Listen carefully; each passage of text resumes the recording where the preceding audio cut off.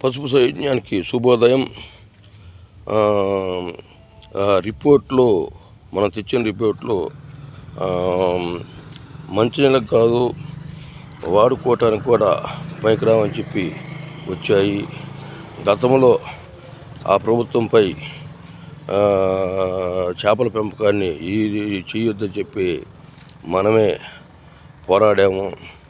ఇప్పుడు కూడా అదే పరిస్థితికి వచ్చాము. ఇప్పుడు మేమేం చేయాలి? రాళ్ళపాటు రైతులు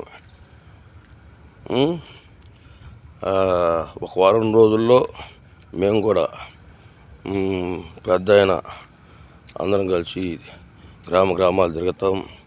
ఆడ మొదట తలెత్తే సమస్య ఈ మంచినీటి సమస్య. ఒకరో ఇద్దరు స్వార్థం కోసం చేపల పెంపకాన్ని జరిపితే వాళ్ళకి డబ్బులు వస్తే 115 గ్రామాల ప్రజానీకానికి రైతాంగానికి జబ్బులు వస్తున్నాయి.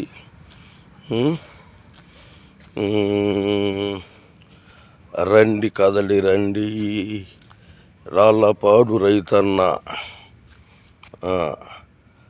రాజకీయాలు మనకొద్దన్న, రాళ్ళపాడు తల్లి మనకు ముద్దన్న. ఓ రైతన్న రండి కదలి రండి నడిచి రండి, ఉప్పెనలా ఉబికి రండి ఉద్యమమై రాళ్ళపాడు తల్లి చెంతకు. రామయ్య దండుతోటి శివరామయ్య అండతోటి ఈ మాధవన్న రైతన్నలతో కలిసి పోరాటం తప్పదా? ఏ ప్రభుత్వం వచ్చినా మారరా? ప్రజల ఆరోగ్యమే ముఖ్యం. అది ఫస్ట్, అది తెలుసుకోండి. ఇప్పటికైనా మారండి. రిజర్వాయర్ నీటి మట్టం సామర్థ్యం కెపాసిటీ 1.1 క్యూసెక్కులు అయితే ఇప్పుడు పూడుకొని పోయి 0.9 సామర్థ్యంగా ఉంది. అదంతా ఆ పూడిక దాంట్లో చెత్త పేరుకొని పోయింది.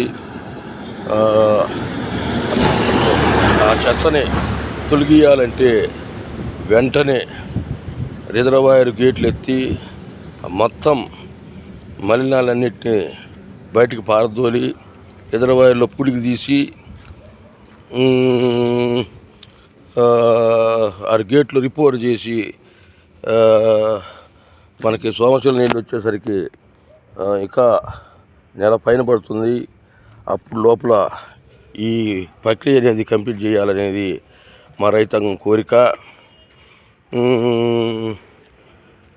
ఈ పూడికి తీసి ఈ గేట్లన్నీ మరమ్మతులు చేసుకున్నాక స్టాఫ్ను కూడా రిక్రూట్మెంట్ చేసుకొని మళ్ళీ మనం పంటలు వేసుకునేదానికి సోమశిల నీళ్ళు తెచ్చుకోవాలి.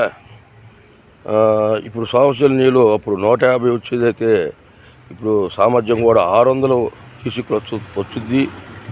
రిజర్వాయర్ కూడా తొందరగా నిండుద్ది.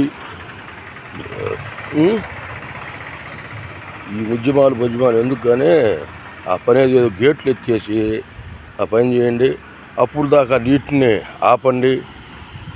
ఆ ఖర్చు దండగా ఫ్యాన్ నీళ్ళు పంపించి ఫిల్టర్లు చేయమంటే వాళ్ళు చేసేవాళ్ళు ఎక్కడ చేస్తారు? ప్రతి గ్రామానికి స్కీములు ఉన్నాయి. పాత స్కీముల్ని పునరుద్ధరించి ఆ నీటిని గ్రామాలకి వదలాలి. అవసరమైతే ట్యాంకర్లు పెట్టి నీటిని దోలాలి. లేకపోతే ప్రభుత్వానికి చెడ్డ పేరు వస్తుందని చెప్పి ఒక పసుపు సైనికుడిగా నేను చెప్పదలుచుకున్నాను. అదే అర్థం చేసుకొని ఆ వాటిలో ముందరకు బోండిని నేను మీకు సూచిస్తున్నాను.